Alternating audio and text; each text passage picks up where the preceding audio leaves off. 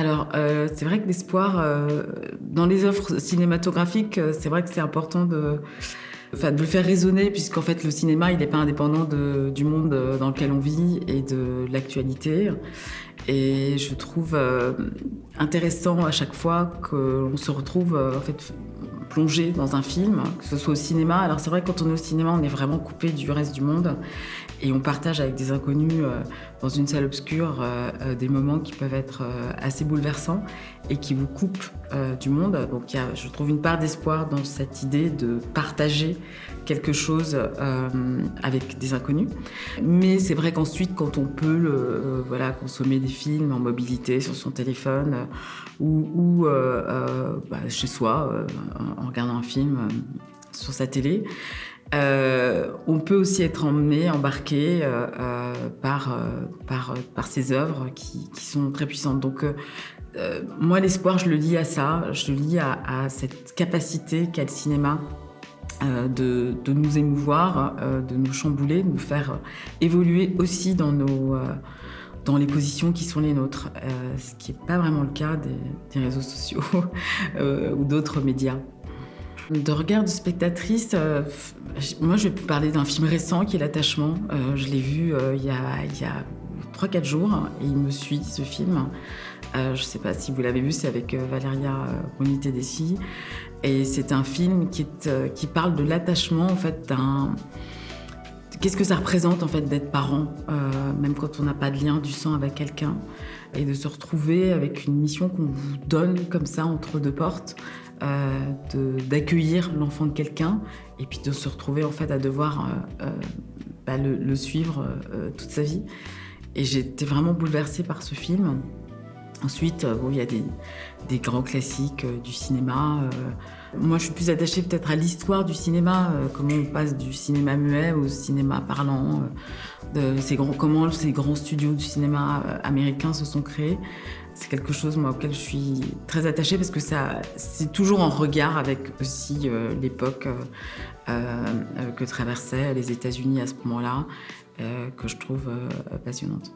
Alors oui, je pense que le cinéma et les médias, en fait, donnent à voir une partie de ce qu'est le monde d'aujourd'hui. C'est-à-dire que, c'est ce que je disais tout à l'heure, c'est-à-dire que quand vous regardez un film, vous mettez aussi en regard avec l'époque. Et typiquement, quand vous regardez des vieux films avec Marilyn Monroe, vous imaginez, en fait, avec le regard d'aujourd'hui, ce qu'une personnalité comme la sienne a pu vivre dans un monde, dans une industrie ultra masculine, de cette femme qui est un être humain fragile et sensible, comme pression autour de sa personnalité, de ce qu'on voulait lui faire faire ou projeter sur elle.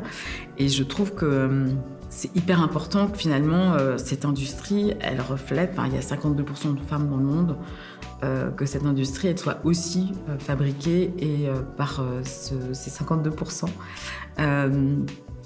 Et donc, de ce point de vue-là, c'est essentiel que devant et derrière la caméra, on ait des femmes, que le monde soit aussi raconté par elles, avec les hommes, évidemment, parce que sinon, en fait, ça raconte pas le monde tel qu'il est. Ça donne une version du monde, mais qui n'est pas la bonne. Et par ailleurs, il est essentiel aussi que les conditions de travail, les salaires soient les mêmes. Et qu'on ait un regard posé sur le monde qui soit le plus juste possible.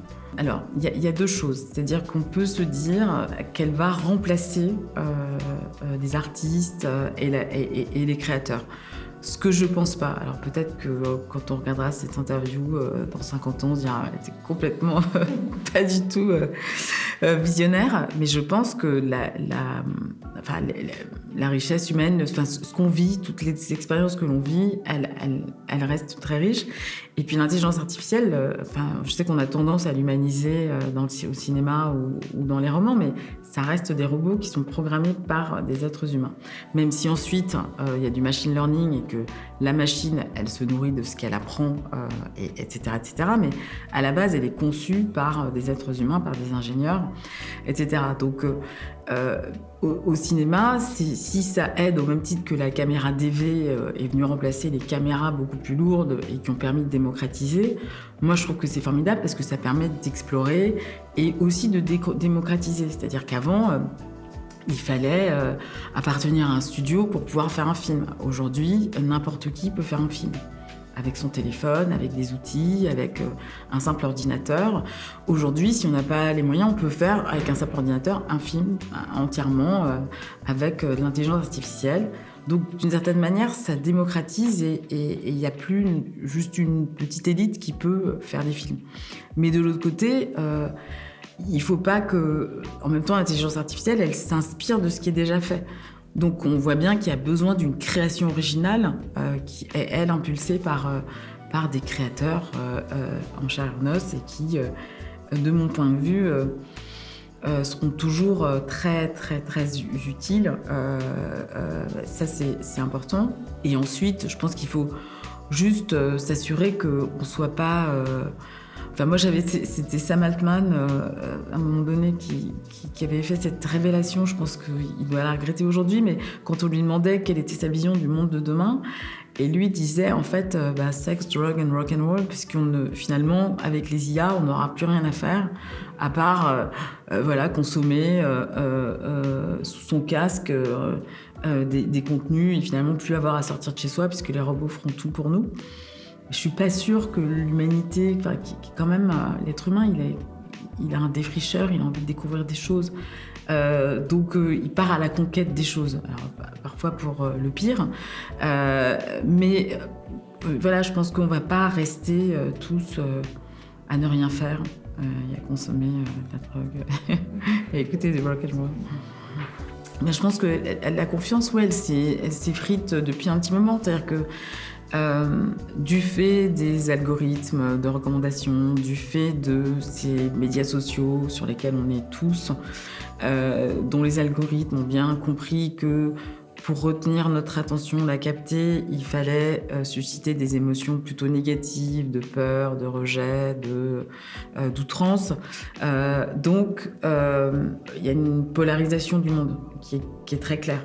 C'est-à-dire qu'on n'arrive plus vraiment à se parler de manière nuancée et on préfère être enfermé dans des boucles informationnelles où on se retrouve, où tous les gens pensent à peu près comme nous. C'est pour ça que ça crée une vraie défiance vis-à-vis des médias classiques. C'est-à-dire que quand on va vous parler, un scientifique va vous parler de vaccins, que vous êtes sur une boucle qui explique qu'il n'y a que du négatif dans les vaccins, vous allez de toute façon penser que le média qui vous informe et qui invite ce chercheur est forcément corrompu, compromis, et que donc il y a une vraie défiance aujourd'hui vis-à-vis des médias classiques. Mais ça, c'est une vraie création de ces médias sociaux qui ne sont là que pour capter votre attention et pour vous vendre des produits. Donc la confiance, je pense que ça se travaille, il faut faire de l'éducation aux médias, de l'éducation à l'image. Il y a, je pense, une confiance dans le cinéma parce que ça reste un terrain de création. Mais malgré tout, on voit bien quand même que certains films, on les attaque parce qu'il y a tel ou tel qui joue dedans, que ça aborde tel sujet, qu'il faudrait cancel tel ou tel film parce que ça ne correspond pas à telle ou telle personne enfermée dans une bulle algorithmique. Donc oui, je pense qu'il faut que la confiance, ça se travaille, mais qu'à l'ère de l'intelligence artificielle, c'est devenu très très compliqué. Et l'intelligence artificielle, j'inclus évidemment les algorithmes de recommandation. En fait, les publics dits fragiles ou sensibles, effectivement, les jeunes sont beaucoup plus fragiles puisque leur cerveau n'est pas arrivé à maturité. C'est-à-dire que le cerveau, il est arrivé à maturité autour de 22-23 ans. Donc avant, le cerveau, il se construit et il y a des périodes où il est un peu plus sensible que d'autres, parce qu'il se reconfigure. Typiquement, la période de la petite enfance ou de l'adolescence, c'est des périodes qui sont vraiment majeures, mais jusqu'à 23 ans, c'est... Donc, de ce point de vue-là, il ne faut pas être exposé à des contenus qui sont inappropriés. Et il faut respecter les règles de signalétique qui vous indiquent que non, c'est pas recommandé de voir tel film. Donc c'est pour ça que c'est essentiel, par exemple, qu'il y ait des systèmes de vérification d'âge sur les sites pornographiques pour que les jeunes ne puissent pas y aller, puisque, je veux dire, l'impact sur leur cerveau et la manière dont ils vont percevoir, ils vont pas avoir le filtre qui va leur permettre d'apprécier les choses. Donc c'est essentiel, c'est-à-dire que à l'adolescence, les émotions, enfin la partie du cerveau où se trouvent les émotions est beaucoup plus développée que la partie où se trouve le raisonnement.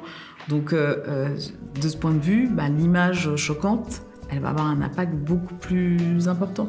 Donc le message pas sympa qu'on va recevoir en commentaire sur une photo qu'on poste, il va avoir un impact extrêmement violent sur la personne qui le reçoit. C'est pour ça qu'on voit qu'aujourd'hui, les plus jeunes, enfin les adolescents, je veux dire, la santé mentale, enfin je veux dire, la jeunesse ne va pas très bien. Le taux de dépression, de tentative de suicide, il est plus élevé. Et c'est vrai que c'est sans doute à mettre aussi en regard avec l'utilisation qu'on fait de toutes ces plateformes, parce que elles créent quand même, on voit bien même en tant qu'adulte, c'est parfois assez difficile de pouvoir naviguer en toute sécurité et qu'il y a une comparaison sociale qui est extrêmement forte, d'où le sentiment de frustration de se dire mais qu'en fait sa vie n'est pas réussie, sauf que les gens sur les réseaux sociaux ils montrent que ce qui va bien et même ils déforment la réalité en essayant de faire croire que c'est une réalité qui devient presque inaccessible. Donc ça crée beaucoup de frustration et aussi de désespoir.